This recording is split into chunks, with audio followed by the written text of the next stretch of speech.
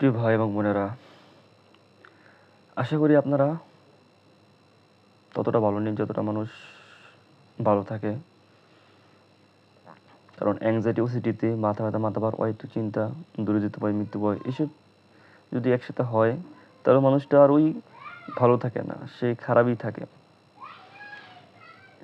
তো আমি অনেক কিছু বলবো অ্যাংজাইটি সম্পর্কে, কীভাবে রিকভার হবেন অ্যাংজাইটিতে, সেগুলো নিয়ে অনেক আলোচনা করব। তো আপনাদের তো একটাই প্রশ্ন, ভাই আমি কিভাবে এখান থেকে বের হব, কীভাবে সুস্থ হব? কমন প্রশ্ন। দেখেন, এটা বের হওয়ার আগে এগুলো বুঝতে হবে। অ্যাংজাইটি এতটা খারাপ, মনে হয় যখন প্যানিক অ্যাটাক হয় মনে হয় মৃত্যু এবং মৃত্যুর মাঝখানে আমি দাঁড়িয়ে আছি, এতটা কষ্ট। আসলে এটা একটা সাময়িক সময়ের কষ্ট। আমি তো বিশ্বাসই করতে পারিনি প্রথম যে এখান থেকে সুস্থ হওয়া যায়। আমি বলছি সবসময় যে আমি মনে হয় এখান থেকে আর সুস্থ হইতে পারবো না, আমার সারা জীবন মনে এইভাবে সাফার করতে হইব। মানে ভাবতেই ভয় লাগতো। আসলে একটা দোষ হচ্ছে কি, যারা অ্যাংজাইটিতে থাকে তারা না এই জিনিসটা বোঝে না। এটা একটা প্যাটার্ন, একটা ব্রেনের একটা প্যাটার্ন। যখন আমরা নেগেটিভ চিন্তার কারণে একের পর এক নেগেটিভ চিন্তা করে থাকি, মানসিক অশান্তিতে প্লাস ডিপ্রেশনে থাকার পর এই রোগটা সৃষ্টি হয়। তো এই রোগে কিন্তু মারা যায় না বা কেউ পাগল হয় না।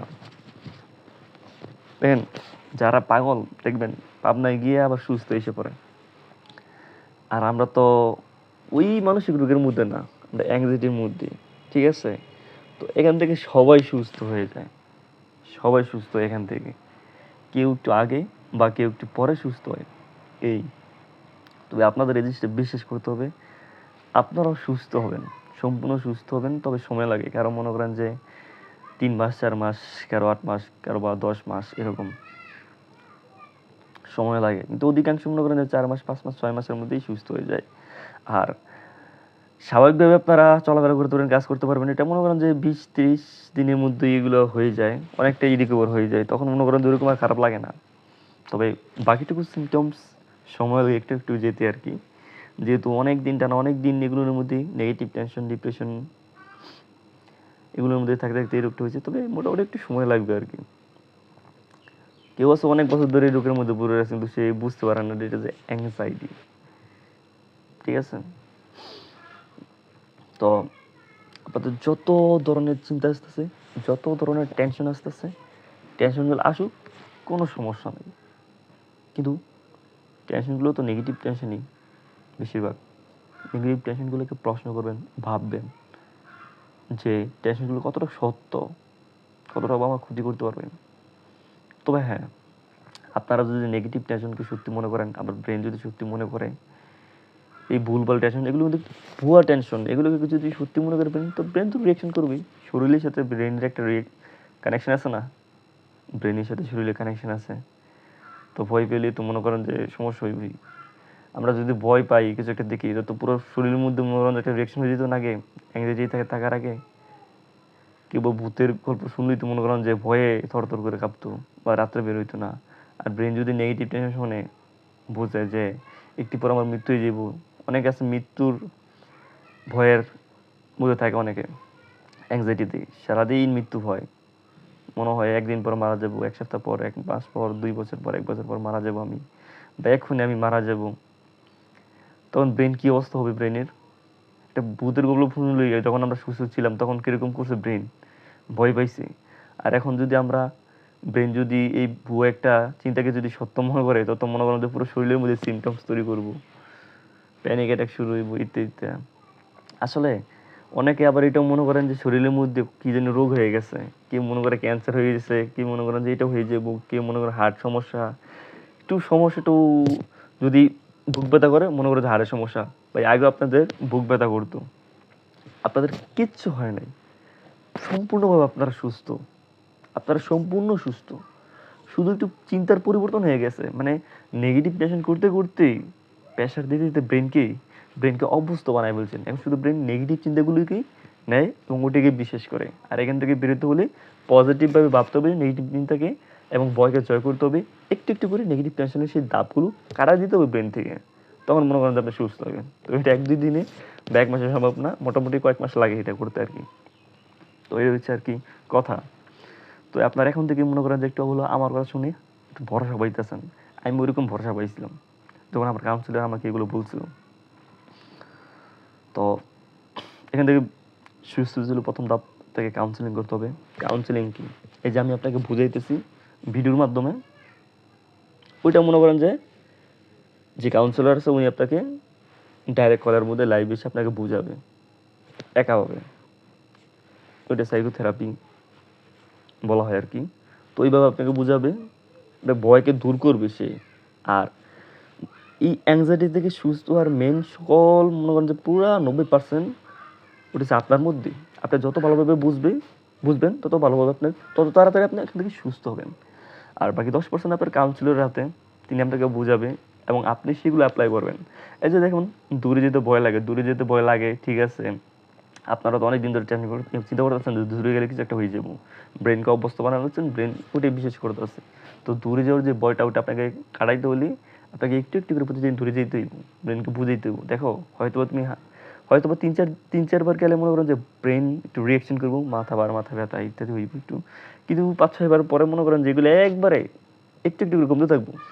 পরবর্তীতে দেখবেন আপনি বালান্সের এক কোণে চলে গেছেন, কক্সবাজার সিলেট চলে গেছেন, কোনো সমস্যাই না। তো এটা আর কি। তো প্যানিক অ্যাটাকের ক্ষেত্রে ঠিক একই রকম। যত চাইবেন প্যানিক অ্যাটাক হওয়ার জন্য আপনার প্রস্তুত থাকবেন। প্যানিক অ্যাটাকে বলবেন আসো তুমি, 2-3 মিনিট হাই তুলে থাকে, খারাপ লাগে, এরপরে তো না। যত আপনি ঠিক এরকম প্যানিক অ্যাটাককে বলবেন আসার জন্য প্রস্তুত থাকবেন, তত একটু একটু করে কমতে থাকবে আপনার প্যানিক অ্যাটাক আসা, পাওয়ারটা কমতে থাকবে। একটা সময় দেখবেন একবারেই নেই, প্যানিক অ্যাটাক আসেই না। প্যানিক অ্যাটাক তো মনে করেন আমরা ভয় পাই বিধে এরকম হয়, প্যানিক অ্যাটাক হয়, তাই না? আর অন্য চিন্তাগুলো আপনারা চিন্তার সাথে কোনো ফাইট করবেন না। চিন্তার সাথে কোনো সময় এভাবে বলবেন না যে কেন আমার এই চিন্তাগুলো আইতেছে, থুত ভালো লাগে না, একই চিন্তা বারবার। যখন বিরক্ত হবেন তখন আরো বেশি করে আপনাকে চিন্তাগুলো এটা করবে। মানুষকে খেপালে মানুষ যদি বিরক্ত হয় তখন আপনার কাছে, ধরেন আপনি একটা ছেলেকে বা কেউ আপনাকে খেপাই দিয়েছে, আপনি যদি বিরক্ত হয়ে যান গা, তার ভালো লাগবো। আর সে যদি আপনাকে খেপায়, আপনি যদি না খেবেন তার ভালো লাগবে না খেপাইতে, সে খেপানো বন্ধ করে দেবো। তো অ্যাংজাইটি এরকমই। অ্যাংজাইটি যদি আপনাকে খেপায় বিরক্ত করে, আপনি যদি বিরক্ত হয়ে যান গা মানে চিন্তাগুলো, তাহলে মনে করেন আরও চিন্তা হইব। চিন্তাগুলো যা আসে আপনি নর্মালিভাবে থাকবেন এবং চিন্তাগুলোকে বুঝবেন, পজিটিভভাবে ভাববেন। এই যে মৃত্যু ওর কিন্তু মৃত্যু হইতই না, অ্যাংজাইটিতে মৃত্যু হয়ই না। তারপরে সে মনে করে হয়তো ভাই সে মারা যাবে একটু পরে। আসলে ব্রেন এগুলি নেগেটিভ চিন্তাগুলো করে আর কি। এটা পজিটিভে ভাবতে হবে, আমি মারা যাবো না, আমার একটা অ্যাংজাইটি রোগ হয়েছে, ওটা মনে করেন যে কয়েক মাস থাকবো, আমি যদি নিয়মিত রুটিন করি তাহলে চলে যাবো, আমার মৃত্যু হইব না। এটা একটা ব্রেনের একটা ধোঁকা, ব্রেন একটা ধোঁকা দেয় আপনাকে।